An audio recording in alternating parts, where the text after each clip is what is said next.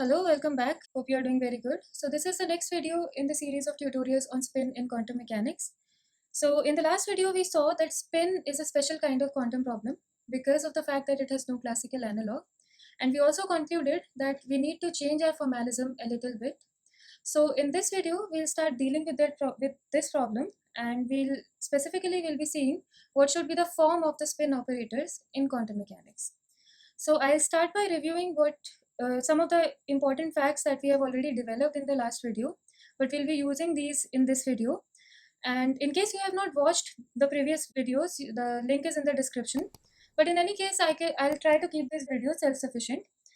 So first of all, we know that we have already seen that spin is a form of angular momentum, and it's an intrinsic angular momentum. So intrinsic because of the fact that it cannot be changed by any kind of external probing. So it will serve as a label for a quantum particle. So it's an intrinsic angular momentum. And because of all these strange properties, we concluded that spin has no classical counterpart. So this in turn led us to conclude that we need to change our formalism a little bit if we want to deal with the problem of spin in quantum mechanics. So what do I mean when I say that the formalism has to be changed a bit for spin? So the existing formalism to deal with quantum problems, for example, say the problem of orbital angular momentum. So what we do is we write the operator corresponding to the orbital angular momentum, for example, the Lz orbital angular momentum. And then we write the eigenvalue problem for this operator. We find the eigenvalues, eigenvectors, we fix the Hilbert space, and we can do all sort of things by writing the operator for the orbital angular momentum. Now, where does this form of operator comes from? For this form of operator, we resort back to the classical mechanical picture. We go back to classical mechanics, and we see that in classical mechanics, the Lz variable could be written as xpy minus ypx. So we take this expression from classical mechanics as a reference, and then we promote it to the quantum mechanical variable. After that, I can take it as my starting point to solve the quantum mechanical problem, and I can do all that stuff in quantum mechanics. Now, we can straight away see that this cannot be done for the problem of spin in quantum mechanics because spin has no classical counterpart. So we do not have any expression, any classical expression that we can take as a reference. Then we can promote it to the quantum operator and we can start solving the problem for spin in quantum mechanics. So just to figure out if the starting point for solving the problem of spin in quantum mechanics, we have to change our formalism, the existing formalism, a little bit so that we can start solving the problems for spin in quantum mechanics. So in this video, we begin with tackling this problem, and in particular, we'll start with seeing what should be the form of operators corresponding to spin in quantum mechanics.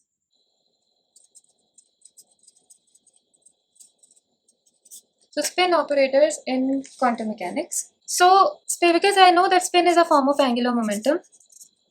So what does an angular momentum does? It simply rotates your state. This is what I know from my classical mechanics. So I know that an angular momentum simply rotates the state.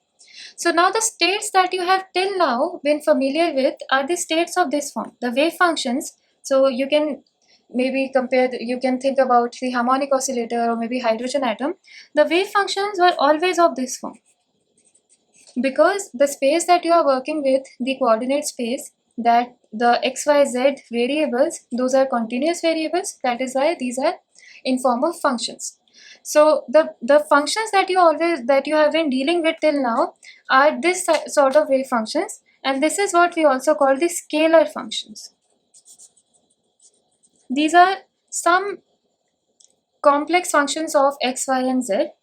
Now, what's the angular momentum operator? I know everything about the Lx, Ly, Lz operator. So first I ask you the question, what the angular momentum operator Lx, Ly or Lz does to this state. So pictorially, I would want to first show you. So for example, so I consider to simplify things, I consider only 2D. So this is an xy plane, and my wave function till now is of this form, psi of x, y and z. So till now it is of this form. So because I'm in 2D, so I just write it as psi of x, y.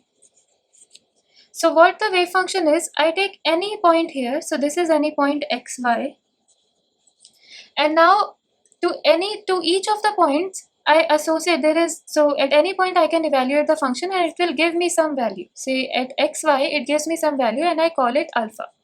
So this is the value that it gives me. So at every other point in the space it is going to give me some value. The function is going to give me some value.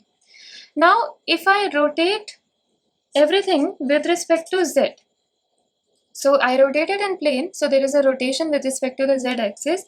So every point is going to map into a different point. So for example, I'm here and I rotate it by phi angle along the z-axis. So now this point is going to be mapped into a different point. So this was the point earlier, and this is going to be mapped into a different point which I call x prime, y prime, and now this rotated point is now going to be allotted the value alpha. So basically whatever alpha here was, now that alpha is assigned to a rotated point. So everything is now rotated in the plane. It's a usual classical mechanics picture. So this is what your angular momentum, your orbital angular momentum operators do to your state. So this is the usual picture. And this is with the kind of wave functions like psi of x, y, z, the usual scalar functions. Now, there is another thing that is possible in quantum mechanics, and you all know about it, and you possibly know about it. So the other thing that is possible in quantum mechanics, that this was about, so the wave functions are represented as psi x, y, z when the labels, the variables of the space are continuous. But if you are dealing with discrete labels, then your state can also be represented by a column vector. So maybe alpha, beta, gamma, etc. So one representation of the state could be in the form of wave function. So these are the representations for state.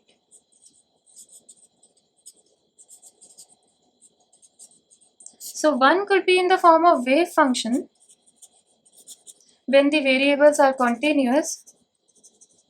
This is a continuous Hilbert space. But another representation is also in terms of column vector when your Hilbert space is not a continuous Hilbert space. So you have discrete labels. So when you have discrete labels, then your state representation, so this is another valid representation for state, that your state can be represented in the form of a column vector. So depends on whether you are working in a continuous space or you are working in a discrete space. Okay. So now, in quantum mechanics also allow for a mixed kind of wave function. So what quantum mechanics says is that there could be certain sort of wave function, certain systems, certain very complicated system, which could depend on continuous labels as well as discrete labels. So in that case, the representation of your state should be a mixture of these two combinations. So for continuous, it's a wave function, it's a function. For discrete, it's a column vector. But if your system depends on both continuous and discrete labels, then you have to mix these two representations. So if you have both continuous and discrete degrees of freedom,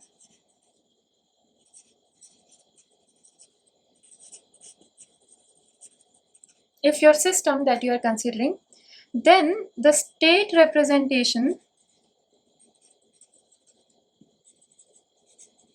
should be some mixture of these. So it's a function, so it's like psi1 of x, y, z, psi2 of x, y, z, but it's also a column vector. So it could be some components, more than one, and how many, 2, 3 or 4, that is dependent on the system that you are considering. So for example, as we'll see, for electron it's 2 components, for photon it's 3 components. So if it depends on both continuous and discrete labels, so it's a mixture of these two sorts of, so the state representation is a mixture of these two these two representations. So now what happens is that, so this is my state representation. I would just write it here again. This is psi1 of xyz.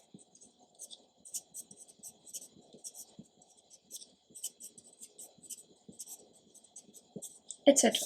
So this is now my state representation, and what I want to do is that I want to rotate this state.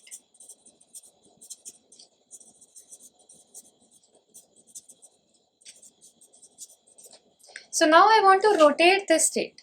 So if I want to rotate this state, one thing I know for sure is that if I want to rotate the components of this, for example, if I want to rotate this psi1, psi2, psi3, etc., that is done by the orbital angular momentum operator. As we have seen that this part is fairly done by the orbital angular momentum. It takes these scalar functions and it rotates it in the plane or in the space. So this is done by orbital angular momentum wave function. So if I want to rotate these, so whatever is Lz, I want to rotate this function, this psi1, psi2, psi3, both as function of x, y, z, all function of x, y, z in principle. I want to rotate this. So one thing that I could do is that I can keep rotating each of these individually, 0 all other. I can rotate the other one, the psi2 also, by minus I h bar del del phi. Third one also by minus I h bar del del phi. So this is about the individual operator, others are 0. So this one will rotate psi1, this second one will rotate psi2, all others are 0. So individually I can rotate these using my usual angular momentum operator, the orbital angular momentum operator. But there could be one more thing possible now that I have this complicated form of the wave function. So there is one more thing possible and we should exploit it. So there is one more degree of freedom while you are rotating. So one thing is that you rotate these individually, and one more thing is that you can also mix those components. So after you rotate, you have rotated these individually, and after the result might be something like some coefficient psi1 plus some coefficient psi4 plus some coefficient of say psi7, etc. So the first component could be a mixture of any of the components here. So this is another degree of freedom that we can exploit during the rotation of a wave function. So this is a complicated thing. So the orbital angular momentum could rotate these individual parts, but this mixing thing is not done by the orbital angular momentum. So this is a new thing that your orbital angular momentum cannot do. So this is for the orbital angular momentum, but this new mixing of the components among themselves, that is done by the spin operator. So this is your spin operator. If you are talking about just z component, then this is z. Otherwise it could be rotation about a general axis as well. I'm just talking about the plane, this picture, the simplified picture. Then only I'm saying that it's Sz. So this mixing part is done by the spin operator. And so and it doesn't see whether it's a function or whether it's a constant. What it does is it just mixes them with certain coefficients. So whether these are functions or whether these are some constant values, alpha, beta, gamma, it doesn't care about that. It just gives a rule to mix the components. So that means, so what I'm trying to point out from this fact is that this Sz doesn't depend on these continuous variables, because it doesn't care what is in the components. It is just going to mix these components. So you should pay attention to this, that it has nothing to do with the continuous variable. It is just going to act on the discrete labels of the components of this column vector. So that is, and if I want to mix these components, that is done by a matrix. So for example, if these are n components, then this is an n component matrix but with constant entries.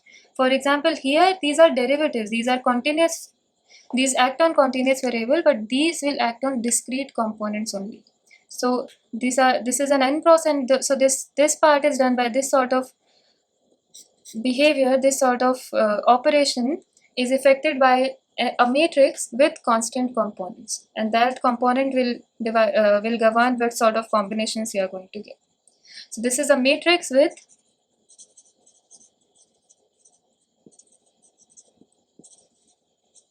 constant entries, no dependence on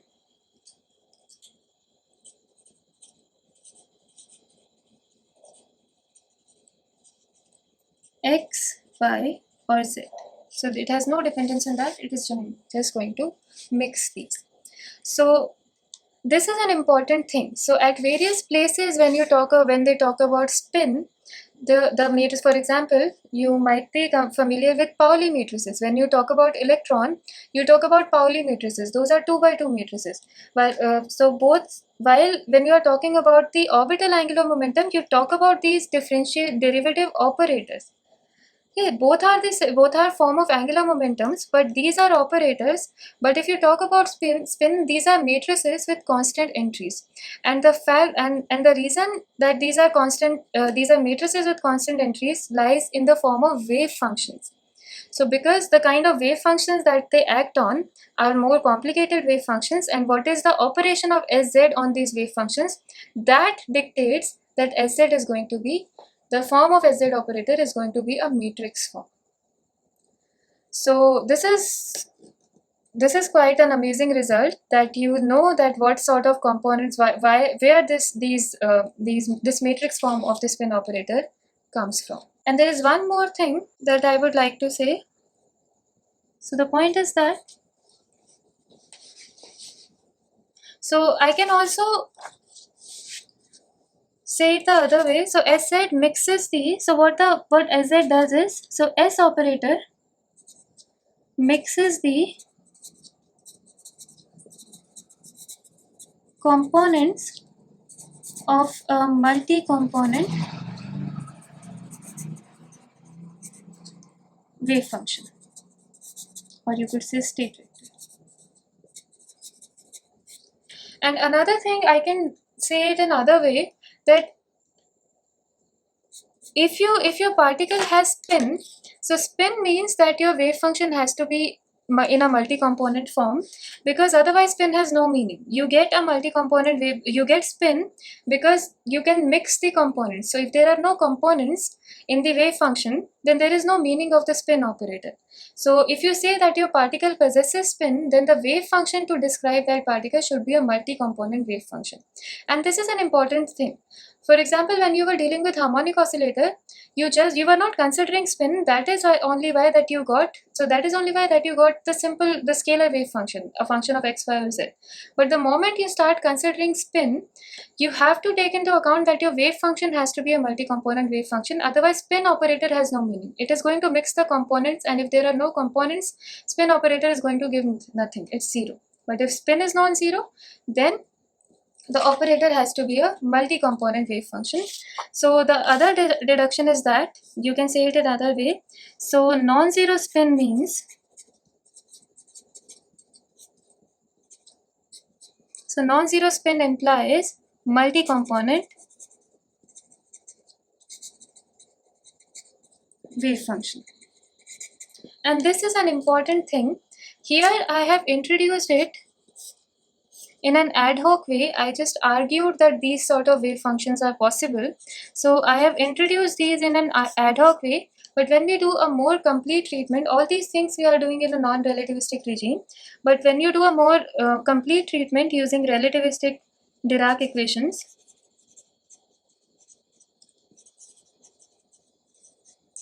for electrons, say, so when you do a more complete treatment, you get to know. So here I just said that that there can be multi-component wave functions, but it will follow automatically that the component has to be the wave function has to be multi-component. So this constraint or this form of the wave function, it follows automatically from the mathematics if you do a more complete treatment. So this is one very important deduction. And how all this multi-component picture goes with an earlier picture of rotation in a plane is that, so at every point I had at every point x or y, I had a value assigned to that point. But now my wave function is a column vector, and each of these depend on xy. So now at every component, at every value of x and y, if I substitute x and y everywhere, so at every value of x and y, I have an associated column vector with some value, say alpha, beta, gamma. So, and this column vector can be associated by a vector in this plane. So earlier when I had some value for every plane, but now every point, but now I have a vector associated with every xy point that you have in this plane. So apart from rotating, so after a phi rotation with respect to Lz, so this was with respect to z axis. So after the xy point is rotated, but now again, see, this was making an angle theta, but now there is also a freedom that this is also rotated. So now it makes an angle theta prime with the horizontal. So now there is this freedom that this vector can also be rotated, and this rotation of vectors, this is affected by the spin operator. So this rotation is affected by spin operators. So this is by spin operators, the spin angular momentum. So this is how you interpret it, because now at every xy you have an associated column vector. So this is the physical picture that you can keep in mind while you are thinking about spin angular, and this is very simplified picture in 2D. So this is it. So these are very important points these are very important deductions that we have made. So the important takeaway, so I think that we have done quite a bit for this discussion or for this video. And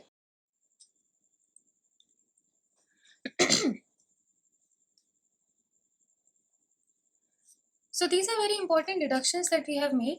Now there is one more point that I would like to write separately, as that is very important. So we have seen that the spin operators, they do not depend on the continuous labels.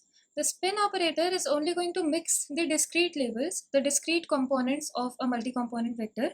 So that is why any operator, say for example the orbital angular momentum operator, that depends on the continuous labels x, y, z, or maybe the position operator x, y, z, or the momentum operator px, py, pz, all these operators, they commute with the spin operator.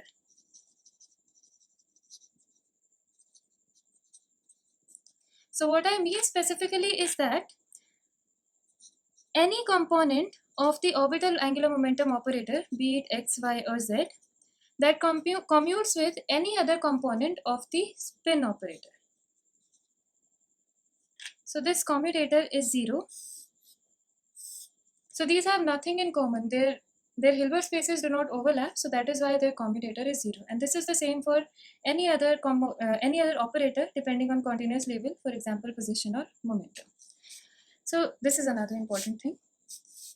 So yeah, this is it. So I think this is pretty much for this video. In the next video, we'll start seeing what should be the form of eigenstates and eigenvectors for the spin operator. And this would pretty much fix the Hilbert space for a quantum particle possessing spin. So yeah, we'll do that in the next video. Hope you liked this video. If you did, then please hit the like and subscribe button.